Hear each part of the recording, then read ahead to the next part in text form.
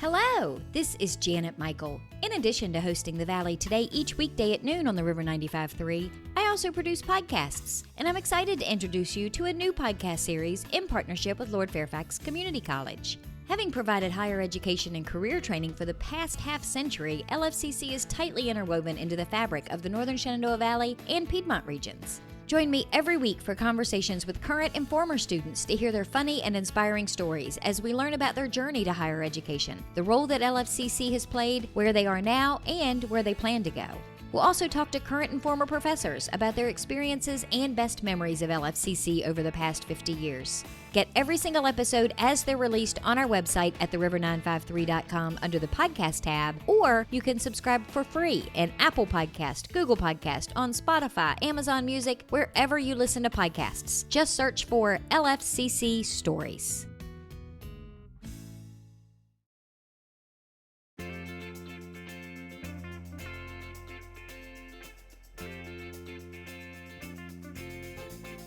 Hello and welcome to The Valley Today. I am your host, Janet Michael. Happy Friday. As you are listening to the show today, you have made it through another week. Although I'm kind of sad to say we're pre-recording our show today, as we have been throughout the pandemic, but we're pre-recording our show on a Monday. So my guest and I haven't been able to get through the week yet, but we're going to get there. I'm just sure that we're going to get there. It is Extension Office Friday as you are listening to the show. I've got on the Zoom screen with me today, Karen Poff. She is a senior extension agent in the Family and Consumer Sciences Division of the Virginia Cooperative Extension Office. She's based in Warren County. She serves all 5 of our surrounding counties.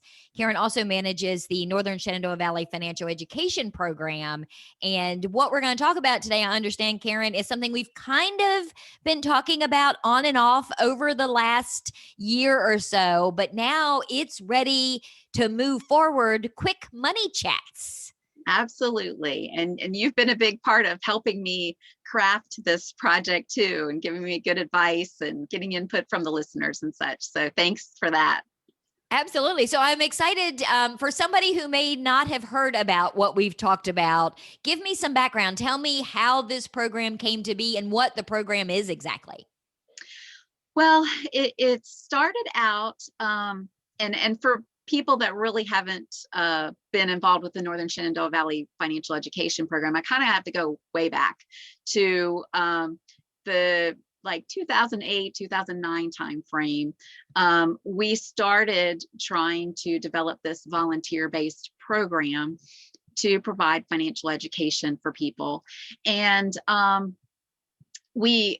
first we started trying doing that through mentoring, individual mentoring, but it wasn't working very well. The people were not sticking with it, and they were having a lot of challenges and barriers. People having transportation difficulties, or maybe they're working 2 jobs and they don't have time in between the 2 jobs, or they have children and they have problems with childcare and that sort of thing. So we moved from that to a more in-person based program where we had financial classes, and people, have heard of our managing your money classes and different workshops, your roadmap to retirement, lots of different programs where people came in person to programs, but still maybe had some of those barriers. Then along came COVID and, knocked us off for a loop where we had to kind of rethink, how are we going to provide? We can't provide in-person financial education. How are we going to reach people? So I did a few things by webinars, and the Coping with the Money Crunch webinar, which all the listeners heard about for a number of months, helping people try to learn how to manage the financial crisis brought about by COVID.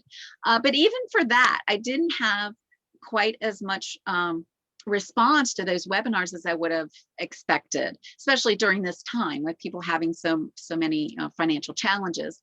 And I was offering it, daytime, evening, weekends, and everything. So, and in all the counties, I mean, you weren't even just doing this in Front Royal Warren County, you were doing this across the Shenandoah Valley. Right.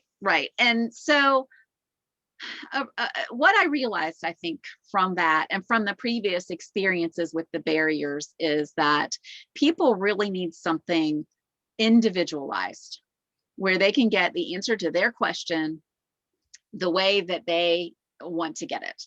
that they can get it on the phone, they can get it by email, they can get it over a Zoom or a FaceTime or whatever, and at the time that they want. Now, we're probably not going to meet people at 3 a.m., but in general, we've got volunteers who are available those evenings, those weekends, for that half hour between your two jobs, or for that evening time frame where you've got the kids at home and you can't get out, but you can sit in your living room and do a Zoom. So what we've gone to with this Quick Money Chats is a more individualized situation where people will be able to request scheduling a chat with one of our volunteers on the financial topic that they need help with. And I think that's, we talked about this in the very early stages. You mentioned that earlier. I think it's going to be great because there probably were a lot of people out there that had those barriers that you talked about, but also thought, you know what, I don't need 6 different classes. I just want to know how to do this one thing. And I think the answer is probably only 5 or 10 minutes long, not a 6-week class that's going to take an hour or 2 of my time every week. That's a really good point. And that's, what we've designed this for is your one question or your one topic, maybe half an hour or less of time. And it's not to say that we can't schedule anything longer or more in depth. If people need that and want that, we certainly could. But I think you're right.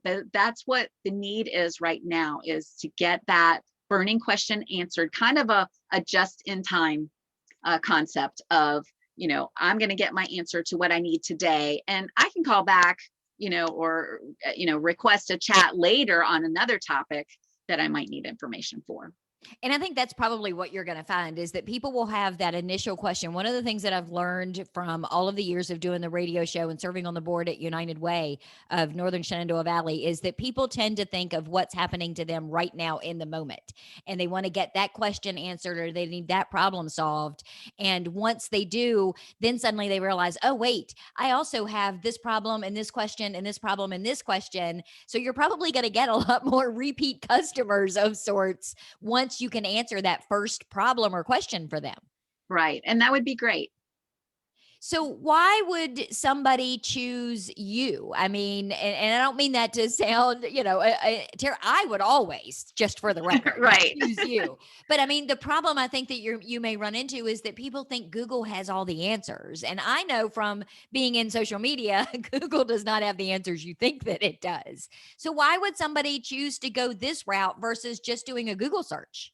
Right. And I think what you just said is perfect. Yes, Google has answers, but are they the right answers? And are they the right answers for you? Because I can do a Google search and yes, I can come up with 100 pages of information. Now, when I look at those, probably 99 out of those 100 pages of information are places that are trying to sell me something. Now, they still may be providing financial information and it might be accurate, but it might not fit my situation, or it might be slanted or skewed to what they're trying to get me to do, or they want me to click on another link.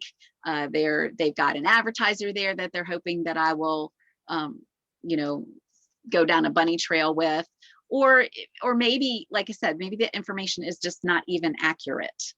It could be old information. It could be again, like skewed through their lens of what they prefer to sell this type of product. So that's what they're going to tell everybody that they need.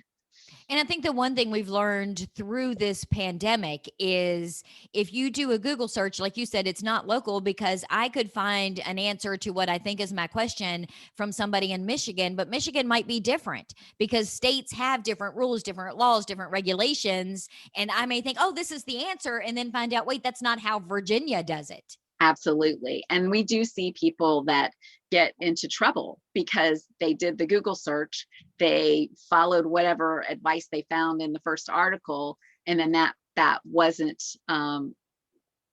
suited to their situation. And it's not that we're going to be giving people financial advice. I mean, that, if it's your individual situation and you need a financial advisor, then you need a professional in that topic.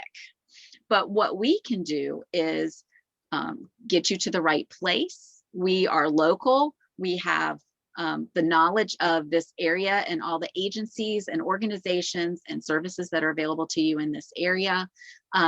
We can help you research. Okay, let's say that you wanted advice on investing. Okay, we're not going to give you investing advice, but we can tell you what an investment advisor should be considering, what kinds of questions to ask when you're searching for somebody, how you can determine what their credentials are, what all those letters behind their name mean, and which ones are credible, and the way to select an investment advisor. Also, we can tell you information about investments in the sense of the content. What do these things mean? What is a Roth IRA versus an individual IRA that's not a Roth? How can I determine my level of risk and things like that? We're not going to advise you on your personal situation, but we can prepare you to then talk to that investment professional in a way that's knowledgeable. You have the knowledge that you can talk to that person, and you know what questions to ask, and you know how to get the information that you need. Well, and Northern Shenandoah Valley education, I mean, financial education program, that's at the core of what you do, is educating people so they then can make their own informed decision wherever that is. Exactly. And for most people, it's not going to be investing. I just threw that one out to demonstrate the example between someone who would give you real investment advice and someone who can get you ready to talk to that professional. And the same thing would go for insurance, or if you have a complaint about a product or service, where to go to. If you got a complaint about your bank, do you know where to go to, Janet? Yeah, I go to you. All right. I can give you the answer of, well, this is the organization that regulates that type of financial institution. And these are some mechanisms that you have to be able to complain about this issue that you haven't been able to get resolved with your financial institution.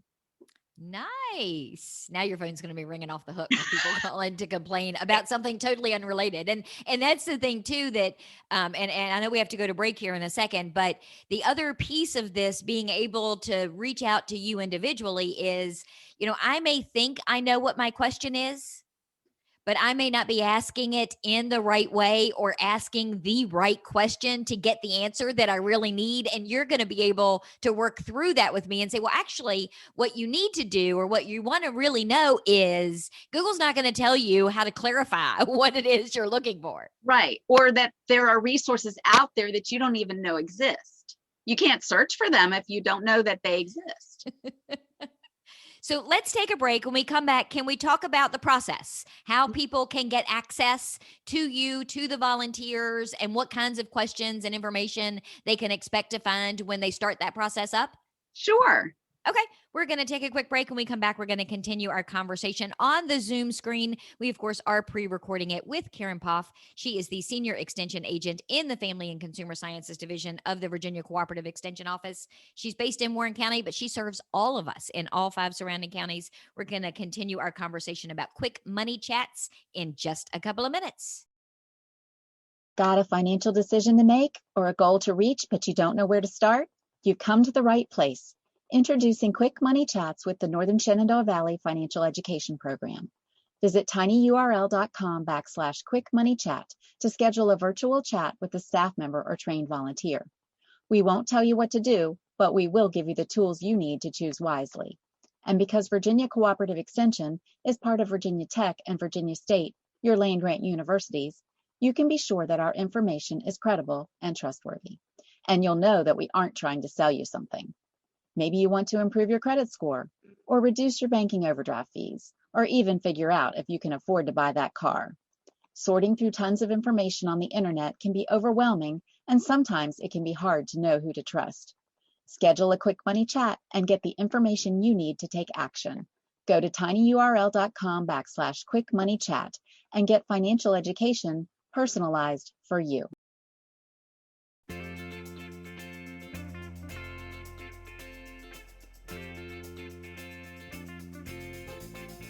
Welcome back to the Valley today. I am your host, Janet Michael. Happy Friday. As you are listening to the show today, we have pre-recorded our conversation on the Zoom screen on a Monday. So Karen and I are still getting through the week. We are chatting with Karen Poff. She is a senior extension agent in the Family and Consumer Sciences Division of the Virginia Cooperative Extension Office. It is, of course, Extension Office Friday. She is based in Warren County, but she does serve all 5 surrounding counties. And Karen, I think that's key. We were talking in the first segment about your new project, Quick Money Chats. And people need to understand that when we were talking before about being local, it's not just local to Front Royal Warren County. Tell me what the surrounding areas are that people can reach out to you in this particular project.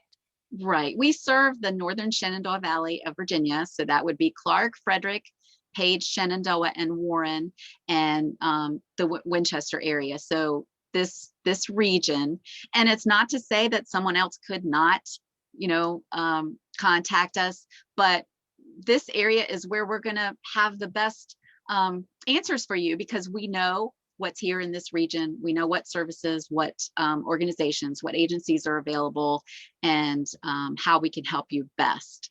If people call us from outside the area or contact us from outside the area, we're probably going to have to refer them to someone in their area, or another resource that's local to them to get the right information. Because as you pointed out in the last segment, the rules in Virginia are different than the rules in West Virginia or Maryland or North Carolina. I was going to say, it's like the reverse reason for why we said you shouldn't Google to get the information. That's why somebody from the outside. Yeah, it does. It kind of makes sense. Yep. So if somebody was listening in the first segment and they're thinking, okay, now I have questions, maybe they've always had questions, or maybe questions came to them as they were listening to us talk about it. What do they do? What kind of a process are they looking at to participate and get their answers? So it's real easy. They're going to go to our landing page for this project, and it is tinyurl/Quick Money Chats. And I'm sure you'll have that down below in the information. So just put that in, and you'll get to a page that explains what Quick Money Chats are. If you didn't hear this whole interview and you want to find out, there's a little paragraph there about that. And then there's links you can click on to request your chat. And it's not a long form. It's just a little bit of information. We need obviously contact information or how we can reach you. And we need to know what your question is going to be so that I can connect you with a volunteer that's knowledgeable in that subject area. And then when you're available, what time of day, what day of week you're available. And so it's real quick and easy. You fill that out and submit it. I get an email directly. So I immediately get an email with your request, and I'm able to match that with a volunteer who will then contact you to schedule a chat. And it's important too, because that means so many more people can get so many more of their answers. This seems like a very streamlined process that they come into you and you send them out versus, how much time would you have to spend sitting on the phone, and how much information would you personally have to know to be able to answer all of these questions yourself? It's a great use of your volunteers. Right. And I think that's why we came up with this type of process, because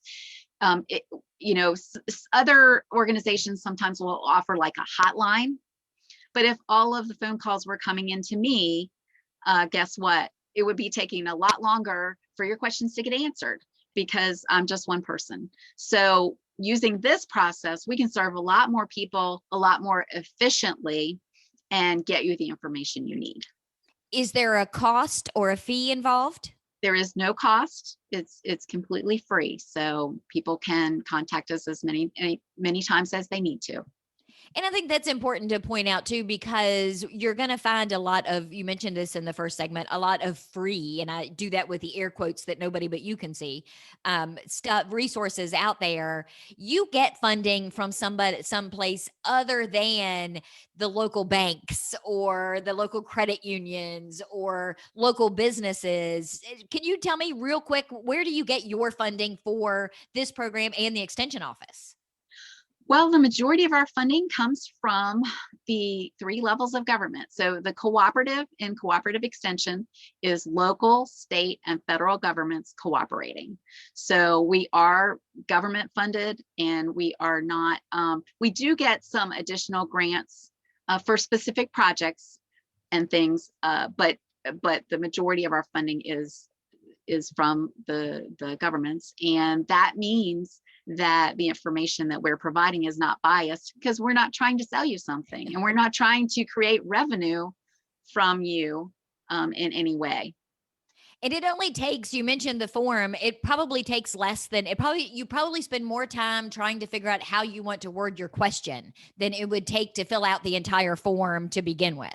Right. It's very quick, and we purposely tried not to collect any information that we didn't need to have to respond to your request. And then once somebody clicks submit, how long does it take typically to get a response back from somebody to schedule an appointment or a conversation? Well, that part it's brand new. So I really can't tell you. I can tell you, I will get the message practically instantly. I mean, like as soon as you click submit, an email will come to me. Depending on the question and which volunteer is going to be handling it, it'll take a little bit for me to get the question to the volunteer. And then also when you said you were available. So maybe you submit the form on a Tuesday, but you only said you were available Thursday evenings and Monday evenings. Well, the volunteer will probably reach out pretty quickly to try to schedule it, but it wouldn't happen until the next Thursday or the next Monday when you're available. So it's not instant answer, but it will be as quickly as we possibly can. And there's still the ability. So if I fill out the form and I ask you a question about something and I hit submit, if that volunteer can email me the answer without having to have a conversation or get on Zoom or any of that, is that going to be an option for getting my answer? Yes, absolutely. Any way that you can get your answer. We can do a regular phone call. We can do a Zoom. We can do, depending on the technology that you and the volunteer have, maybe FaceTime or Skype or whatever the both of you are familiar with that you want to use. And it also will depend a bit on the question. Is it, how do I improve my credit? And you need to share your credit report. Well, then you're going to need something that has a visual component. And email is fine. I guess the one thing that caveat with email is, don't expect us to be able to answer a complicated question by email, because a lot of times I get that. People email me a question and I read the question and I say, really, I've got to talk to you because I have questions about the situation. It's not just, here's a good handout. But there may be lots of cases where I can say, hey, here's a good handout, and you get your response by email and we're good. Well, and that goes back to not always knowing, what you're asking a question that you clearly don't have an answer to. So you also have to be open to how you get that answer if it's a little more complicated than just sending you back an email. Right. What are some of the questions that you're thinking you're going to be filtering through this particular system in these quick money chats? I do think that credit will be high on the list, because that's something that people really are, concerned about. I also, I'm trying to help people kind of open their minds about what they might want to call us about. For example, let's say you want to buy a car. So, and you're a little bit intimidated about the process of going to buy a car. You're a young person, you've never bought a car before. Yeah, you can go to Google and search, all that kind of information. But do you know how much of a payment you can afford? That's really where you need to start, is what kind of payment you can afford. And do you really want to ask the car salesman that, or be asking them, how much can I afford, or asking them what my payment's going to be, because they're going to want you to get the highest payment they can put you, the biggest, most expensive vehicle they can put you in to get that's their money job out of you. Right. So really the first step in that process is, how much payment can I afford? And then how am I going to get the financing for that? So again, people usually they go to the car dealer and they say, what's the financing? That gets you higher interest rates, unfortunately. So we're going to talk to you about the process and how you can go about comparison shopping for the best rate that you can get. and what to look for in this deal when you're dealing with the car dealer, how to approach it so that you're getting the best deal and you're not getting kind of the short end of the stick just because you don't know. It's not because you're not smart. It's just because that car dealer is an expert in selling you something. And so you there's need an to go in. entire advertising machine behind so many of the things that I'm guessing people are going to ask you questions about. We see the commercials for all of the different car companies, and you can get 0 down and no payments for 90 days. And what a lot of people don't see is that little tiny line that says exceptional credit, or for, all of these other things. And the same with those free credit reports. They may be free on the surface, but when you're not paying for something, you and I were joking about this before we started recording. If you're not paying for a service, then you are the product. And you just need to be aware of that. It's still okay to use them, but you need to have that information and that education going into that situation. Absolutely. And realize that whatever they're recommending to you is based on they're going to make money off of it. So I gave you the example when we were talking before about, and I worked with a participant who was using a certain free credit reporting service, and they had suggested to her that she could qualify for a lower interest rate car loan. But they didn't just say, hey, you could qualify for a lower interest rate car loan. They said, here, we have a car loan available for you, and it's this much cheaper than your other one. Well, what we found out was, we talked about it. She went and visited her own financial institution and found out she could get a loan at a much lower rate than that offer. So these places are in the business to make money. And yes, if you want to use the service, that's great, but don't take their advice then and believe that it's in your best interest. Just take everything with a grain of salt and educate yourself before you take advantage of anything like that. So tell me again, where can people go to get the access to this form to submit their question to you? Okay, so that will be tinyurl/quick money chats. Easy peasy. And again, you're right. I'll put the link in the show notes page. And if somebody wants to follow you or reach out to you personally about any number of other things, is Facebook the best option? And what Facebook page should they go to? Yes, our Facebook page is Northern Shenandoah Valley Financial Education, NSV Financial Education, or they can search for Northern Shenandoah Valley Financial Education. I'm VCE-Karen Poff.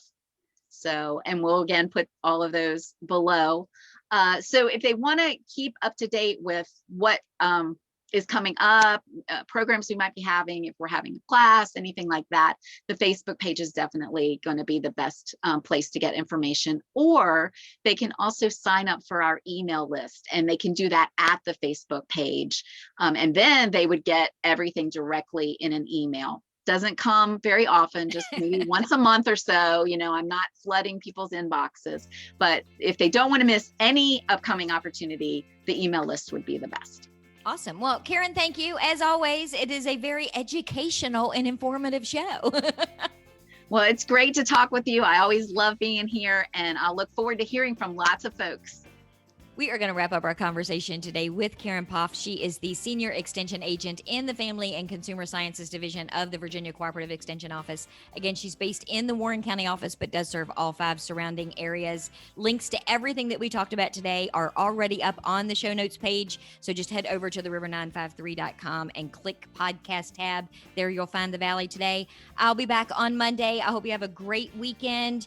Monday, we're chatting with Dr. Chuck Bishop. He is the superintendent at Clark County Public Schools. We're going to be chatting about the reopening, athletics, summer school, all of that stuff. So meet me back here on Monday, just a few minutes after noon.